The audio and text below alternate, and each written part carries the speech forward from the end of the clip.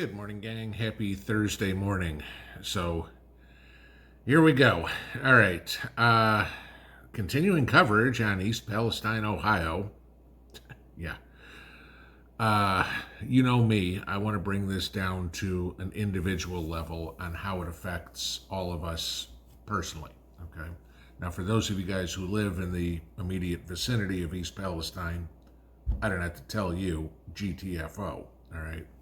It's This ain't good. I don't care what the politicians say. And I'm going to show you exactly why. Okay. Yesterday, the EPA came out, quote, said the tests have not detected any level of concern in the community that can be attributed to the incident at this time. Really? I want you to take a look at this real quick. This is a high split model from NOAA that was taken a week ago. Okay, this is the most recent one I can find. Take a look there. That is the prevailing winds and how it is carrying the potential hydrochloric acid that could fall from the sky. It is all heading northeast. Pennsylvania, yeah, half of you is covered. State of New York, you're completely covered. Vermont, you're pretty much covered. Okay. Yeah, this is all coming over you. Okay. So any precipitation you get, yeah, toxic. Just telling you. All right. So that's that. Now, of course, then yesterday you had and I posted this on the community board, which is the big joke. Pete Buttigieg blaming Trump for this. You can't make this stuff up, okay? And I told you guys the other day, I said, you know it's coming, that they're going to blame Trump. Sure enough, here it is, okay? Which I just found totally hilarious, okay? Here's the part that is more concerning, and I want to show you a second slide here real quick. Take a look at this one, okay? They have already determined that the chemicals have leached into the Ohio River, which means it is running down the Ohio River Basin, which of course connects to the Mississippi River. Now, you take a look. All of these areas, which is what, half the country, and consider what this half of the country is. Oh, it would be all the farmland in the country, potentially could have these chemicals come up into their water supply. Where do you get your water supply? Chicago, it comes from the Great Lakes, maybe Milwaukee, stuff like that, around there. But you start looking at, I don't know, the Missouri River Basin, the lower Mississippi River Basin, the Tennessee River Basin. My water comes straight from this lake that's here that flows into my well, okay? I'm right in this, okay? All the way down to Texas, Oklahoma, New Mexico. Remember what I told you guys the other day? Just because it's 1,000 miles away doesn't mean that it doesn't affect you. Let's take a look at how far Montana is from East Palestine, Ohio, or New Mexico is from East Palestine, Ohio. You could be affected by this because of the utter insanity and incompetence of our federal government deciding to burn this stuff. I mean, whose brilliant idea was that? You have an oil spill in the ocean or whatever it is. What do? They put those booms out there and they contain it and collect it and suck it up and everything like that. Why in the hell did they say, you know what, we've got a spill here. Let's just set it on fire so we can make an aerosol out of everything. And like I said, that all moves northeast. The waterways move south and southwest. Congratulations, you've now poisoned half the country with this, okay? Instead of a localized community that, turns into the next, as many people have called it, Chernobyl, okay? And everybody's got to move, and Norfolk Southern's going to be paying hundreds of millions of dollars in this, no doubt, okay? This is the other thing, and I know people are going to say, well, you know what? Everything flows south. And for the most part, rivers flow south. Okay. So I'm in Minnesota. It's not going to affect me. Okay, maybe. But I want you to think of this. First one, where's your food come from? You go to the grocery store. You pick up that bag of carrots or that head of cabbage. Where was it grown? Do you know? Okay. Was it grown in Ohio, West Virginia, Pennsylvania, Kentucky, Louisville? Okay. Louisville is already a few hundred miles downriver from this, is already on alert watching for the water to be poisoned coming in. Okay.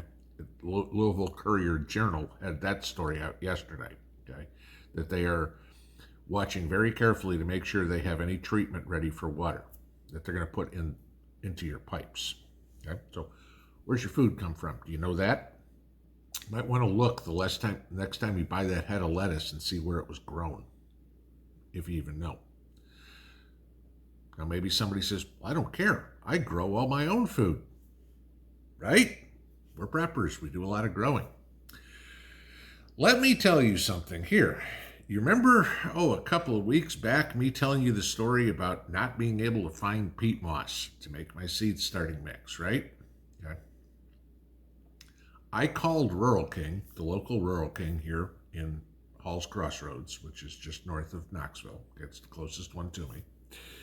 And I asked them when they were going to get their peat moss in. Lady on the phone said, we expect it mid-February. Our shipments come from Ohio, and weather was causing a problem. So the soil that I could be getting in Tennessee is coming from Ohio. Now, I don't know where in Ohio. She just said Ohio. But is it worth the risk you're going to take? Are you potentially going to be importing to your backyard soil that could be tainted? Now, I'll give you this. About 3 years ago, almost 4, I guess. No, 3.5 years ago, when Mrs. P and I just moved in the house, the very first garden we worked on, the flower garden out in the backyard, I needed to get some soil for it. I've always liked using mushroom compost, so I found a place to get mushroom compost in Knoxville. Don't do it anymore because it's $300 a truckload. Okay. But when I was there, I asked them, I said, $300 at the time. I think it was like $200 at the time. It's $300 now. I said, that's ridiculous for a price. Like, well, we have to have it trucked all the way in from Ohio. I'm not trying to diss anybody who's got a business up in Ohio. I'm not saying that everything in Ohio is tainted, poisoned, whatever it would be. What I'm saying is check to see what you got. I'm hoping that the places that are selling things are checking their product and going, oh my God, we can't send this out. It's tainted. There are a lot of them that will, you know that, and they'll say, nope, sorry, can't sell this stuff, it's no good. There's a lot of them also that'll be like, screw it, we're selling it anyway, right? Y'all know what I'm talking about there. This is the thing. It's not just the water. It's not just the air. It could be the food that you buy, and now you're bringing it in. It could be the meat that you buy, and now you're bringing it in. It could be the soil that you get, and you're bringing it in. This is how bad this feasibly is. You know, a lot of people have asked, again, using Chernobyl, is it the same? No, it's very different, but it is, in a lot of respects, very the same as well. This is the biggest environmental disaster of the 21st century so far, at least in the United States, possibly in the world. Funny how you haven't heard a word out of Greta Thunberg or Al Gore about this, but how are you going to protect yourself from this? My suggestion, depending, irregardless of where you are, okay, I don't care if you live on International Falls, Minnesota, okay, where it's still 2 feet of permafrost up there. If you plan on doing any gardening and buying any soil, find it now before this stuff can feasibly be harvested and come taint your gardens. I showed you guys the water purifier yesterday. I would pay attention to your water supply and check it. I mean, vinyl chloride causes all sorts of cancers, causes liver failure, etc., etc., etc. This ain't a good thing. And the Biden administration can mark this up as, number 11,232,807 in the category of failures in their administration. This one is a disaster. That this one is going to kill people. I'm not jumping out there and saying that Joe ordered the train to do this. No, not by a long shot. But let's go back a month, 2 months to the whole railroad strike or the potential strike, and the people claiming of overwork, no time off, etc., etc., etc. Remember all that? The story keeps coming up, and there's videos out there of this train going down the tracks with sparks and fire flying out from underneath the car. Didn't trip any alarms. How many engineers are on the train? 1 or 2 maybe. If it didn't trip an alarm, they don't know. Could that be a maintenance problem? Yeah. Could it be the guy who was doing the maintenance on it that day was like, okay, now I'm part number 7, part number 8, yeah, they all look good. Okay. Yeah, very possible. Okay. If that's the reason. Could it be sabotage to the tracks? Sure. Could it have been one of these environmental groups? What is it? Extinction Rebellion. Could it have been one of these groups that was shooting up transformers a month ago? Okay. There's a lot of places where it could be. The cause is immaterial at this point. The response is where the criminal is really getting to be bad. And that's what's going to affect your life, my life, and everybody else in this country's life. Guys, be very careful about where your products come from here for the next, 6 months, 12 months, 24 months, because we don't know what's there.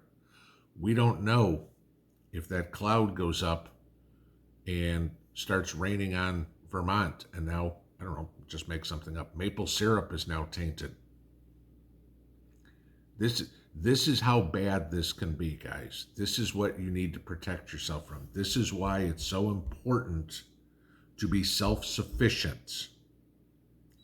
But even then, with our self-sufficiency, there's still things we rely on other places for.